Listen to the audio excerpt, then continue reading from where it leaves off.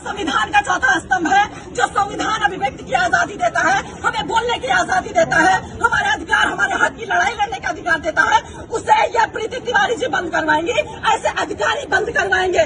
ये कह रही हमारा मूड खराब हो गया। हम मूड खराब होने का जिम्मा नहीं लेते, हम अपना काम करवाने आए हैं। आप पढ़ लिख कर अपनी मर्जी से अधिकारी बनी है, सुनने के लिए, जनता को झेलने के लिए, सेवा करने के लिए अधिकारी बनी है। आप अपने कार्यालय से जनता को दुर्व्यवहार करके कार्यालय से बाहर नहीं निकाल सकती है। यह अधिकार आपको नहीं है कि आप बोले हमको और आपके साथ खड़े 4 लोग और बोले कि आप भागिए यहाँ से, निकलिए कार्यालय से। अरे आपको पता नहीं है कि पत्रकार क्या होता है? आपने मामूली समझ लिया है। अरे आपको शर्म नहीं आती कि पत्रकार खड़ा होकर बोल रहे मैम मुझे न्याय चाहिए, मैं एक पत्रकार हूँ। आपने क्या कर्तव्य निभाया? आप योगी जी को नहीं जानती, सरकार आदेश नहीं सुनती है कि पत्रकार जब किसी भी अधिकारी के पास जाए, कार्यालय जाए, प्रशासन के पास जाए, तो वो इज्जत दे, पत्रकार को मान सम्मान के साथ बिठाए और उसे पूरा ब्यौरा दे जिस बारे में जानकारी चाहिए पत्रकार को।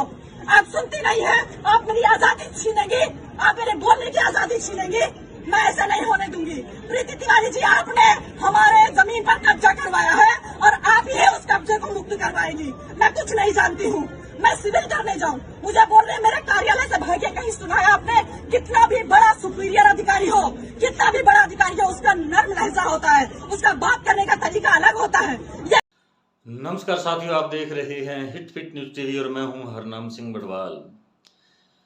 दोस्तों, 2 सितंबर को अचानक एक वीडियो वायरल होता है जिसमें एक यूपी की लखनऊ की रहने वाली पत्रकार सबा खान एक एसडीएम उप जिला कलेक्टर के साथ बहस कर रही है और अपने न्याय के लिए गुहार लगा रही है और बहस बहुत ही जबरदस्त है। और इसी बीच उप जिला कलेक्टर प्रीति तिवारी ने उन्हें वहां से अपने सुरक्षा गार्डों को बुलाकर धक्के मारकर बाहर निकाल दिया, जैसा कि वो बहुत ही आक्रोश में, गुस्से में और बोल रही है, आपने अभी सुना। तो मामला दोस्तों मैं आपको बताना चाहता हूं, ये अमेठी के मुसाफिर खाना तहसील के गाईमऊ गांव का है, जहां पर इस पत्रकार यानी सबा खान की मां इशरत जहां रहती है। 22 अप्रैल 2019 को उसने एक प्लाट खरीदा था, एक मकान घर खरीदा था और उनके पास बिल्कुल कागजात भी हैं। लेकिन उसके बाद अभी कुछ दिन पहले यानी 3-4 महीने पहले, 3 महीने जैसा कि सबा खान बता रही है, तो 2-3 महीने पहले जिनसे ये मकान खरीदा था उन्हीं ने इस मकान पर कब्जा कर लिया, इस घर पे कब्जा कर लिया। और सबा खान की माँ जो वो तहसील के चक्कर काटती रही। इधर जो सबा खान है वो भी बार बार तहसील के उप जिला कलेक्टर के यानी प्रशासनिक अधिकारियों के पास गुहार लगाती रही कि मुझे न्याय दिया जाए।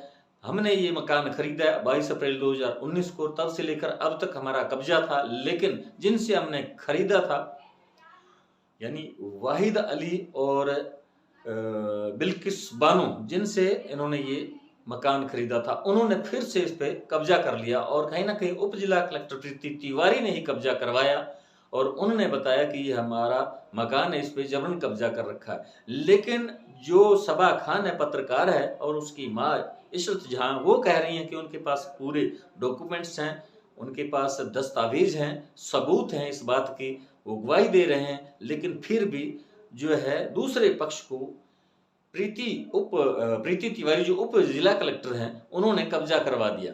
तो इस बात को लेकर जो है सबा खान वो ऑफिस में जाती है, उप जिला कलेक्टर कार्यालय में, और प्रीति तिवारी जो भी एक महिला है उनसे, दोनों ही महिलाओं के आपस में तीखी बहस होती है। और जो है सबा खान वो उसे बताती भी है प्रीति तिवारी को कि मैं एक पत्रकार हूं, और जबकि सूबे के जो मुख्यमंत्री हैं योगी आदित्यनाथ, उन्होंने इस प्रकार के दिशा निर्देश जारी किए हैं कि जो पत्रकार आते हैं किसी भी प्रशासनिक अधिकारी या कर्मचारी के पास, वो किसी तरह के वो सबूत मांगते हैं, कोई बात करते हैं, तो सम्मान के साथ उनका सम्मान किया जाए और उनकी जो भी बात है वो बिल्कुल गौर फरमाया जाए और दस्तावेज उन्हें चाहिए तो वो भी उन्हें उपलब्ध करवाए जाएं। यानी जो पत्रकार हैं उनको पूरी तरह से सम्मान दिया जाना चाहिए। अगर वो किसी भी कार्यालय में जाते हैं उन्हें सम्मान पूर्वक उन्हें बैठाया जाए। लेकिन इसी बात को लेकर जो है सबा खान वो पूरी तीखी बहस हो गई और वो उसे ये भी याद दिलाती है कि एक तरफ जो योगी आदित्यनाथ है मुख्यमंत्री, वो इस प्रकार की बातें करती हैं और आप हैं कि आप इस बात को अनसुना कर रही हैं, अनदेखी कर रही हैं, हमारी बात ही नहीं सुन रही, हमें न्याय नहीं मिल रहा, हमें 3-4 महीनों से हम धक्के खा रहे हैं, दफ्तरों के चक्कर लगा रहे हैं, प्रशासनिक कर्मचारियों के पास आ जा रहे हैं और हमें अभी तक कोई न्याय नहीं मिला है। आप इस तरह से मेरे साथ दुर्व्यवहार, अभद्र व्यवहार कैसे कर सकती हैं? आप मेरे को अपमानित कर रही हैं। मैं एक पत्रकार हूं और आम जो लोग हैं उनके साथ किस प्रकार आप व्यवहार करती होंगी, जब मैंने आपको ऑलरेडी बता भी दिया कि मैं एक पत्रकार हूं और फिर भी आप मेरे साथ इस प्रकार की अभद्रता कर रही हैं। लेकिन प्रीति तिवारी ने गुस्से में आक्रोशित तो होकर उन्हें जो अपने सुरक्षा गार्ड थे उनको कहकर उसे वहां से बाहर भगा दिया और इसी बात को लेकर वो बहुत ही आक्रोशित है। सबा खान वो ये जो है बात कर रही है और वीडियो ये वायरल है सोशल मीडिया पर। अभी 2 सितंबर को ही ये जो है उनकी बीच तीखी बहस हुई थी, यानी उप जिला कलेक्टर प्रीति तिवारी और सबा खान पत्रकार के बीच, उसी का ये वीडियो वायरल हो रहा है।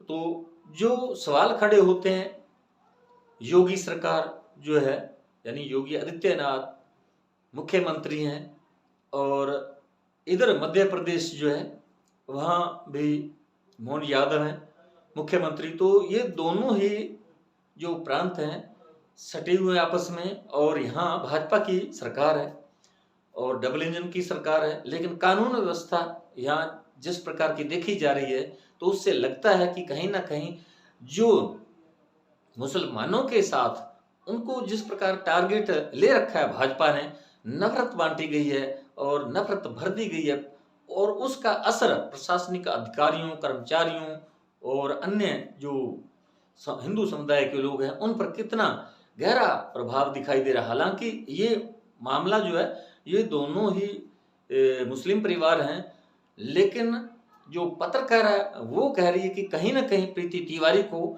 मेरे पत्रकार होने के नाते ही उसे इस प्रकार का ये वो गुस्सा दिखा रही है और मुझे न्याय नहीं मिल रहा है, पक्षपात कर रही है, दूसरे पक्ष को जानबूझकर कब्जा करवा दिया गया है और इस बात को लेकर ये विवाद हुआ।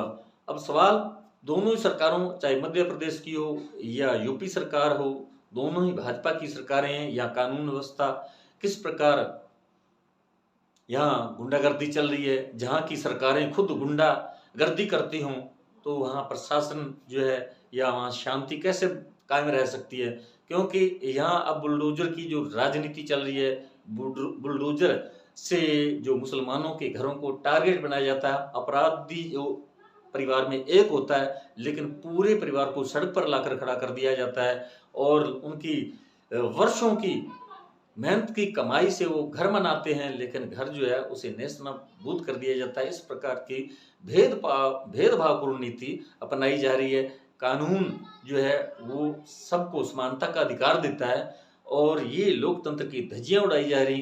कहीं भी संविधान के अंदर ये बात नहीं लिखी हुई है। अदालतें, न्यायालय किस लिए हैं? अगर कोई अपराधी है तो अपराधी जो जिसने अपराध किया है उसके खिलाफ मुकदमा दर्ज हो, उसकी जो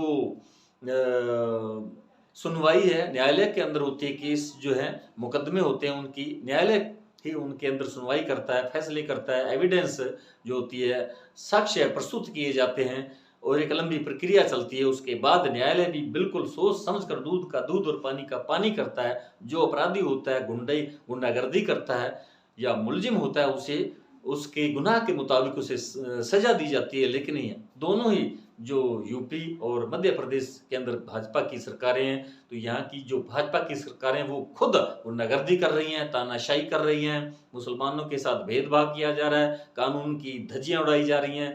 तो ये जो है आम बात हो चुकी है, जबकि संविधान के अंदर इस प्रकार का कोई प्रावधान नहीं है कि अगर एक अपराधी होता है तो पूरे परिवार के मकान को, घर को नेस्तनाबूद कर दिया जाए, उस पर बुलडोजर चला दिया जाए। तो ये बिल्कुल कानून के विरुद्ध कृत्य है और ये जो भाजपा की रीति नीति से अब लोग बहुत ही परेशान हैं, तंग हैं और कुर्सी और सत्ता को अपनी बरकरार रखने के लिए हिंदू वोटों का ध्रुवीकरण करने के लिए इस प्रकार की जो है गंदी ओछी राजनीति का सहारा लिया जा रहा है। तो साथियों, हमारा ये वीडियो आपको कैसा लगा कमेंट बॉक्स में जरूर लिखकर बताइएगा। यदि आपने अभी तक हमारे hit fit news TV channel को सब्सक्राइब नहीं किया तो प्लीज सब्सक्राइब कर लें। इस वीडियो को अधिक से अधिक शेयर करें, लाइक करें। आपका बहुत बहुत शुक्रिया, धन्यवाद, राम राम, सत श्री अकाल। मेरा नाम सबा खान है। मैं पेशे से पत्रकार हूँ, लखनऊ में रहती हूँ।